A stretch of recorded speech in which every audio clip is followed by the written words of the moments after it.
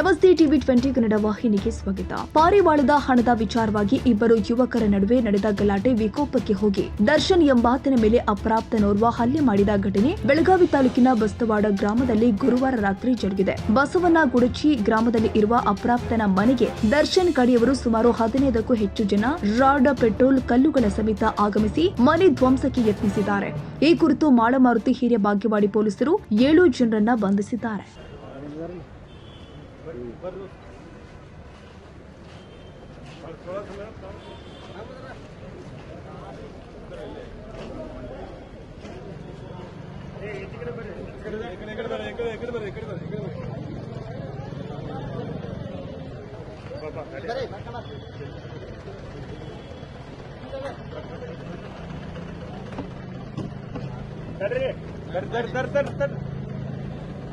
ಆದ್ರ 6 ಮಂದಿ ಆದ್ರ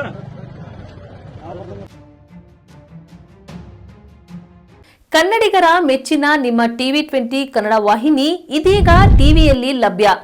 ಕರ್ನಾಟಕ ಮತ್ತು ದೇಶ ವಿದೇಶದ 360 ಡಿಗ್ರಿ ಸುದ್ದಿ ವಿವರವನ್ನ ಪಡೆಯುವುದಕ್ಕೆ ಟಿವಿ 20 ವಾಹಿನಿಯನ್ನು ಲೈಕ್ ಮಾಡಿ, ವಿಡಿಯೋಗಳನ್ನು ಶೇರ್ ಮಾಡಿ, ಕಮೆಂಟ್ ಮಾಡಿ, ಸಬ್ಸ್ಕ್ರೈಬ್ ಮಾಡಿ.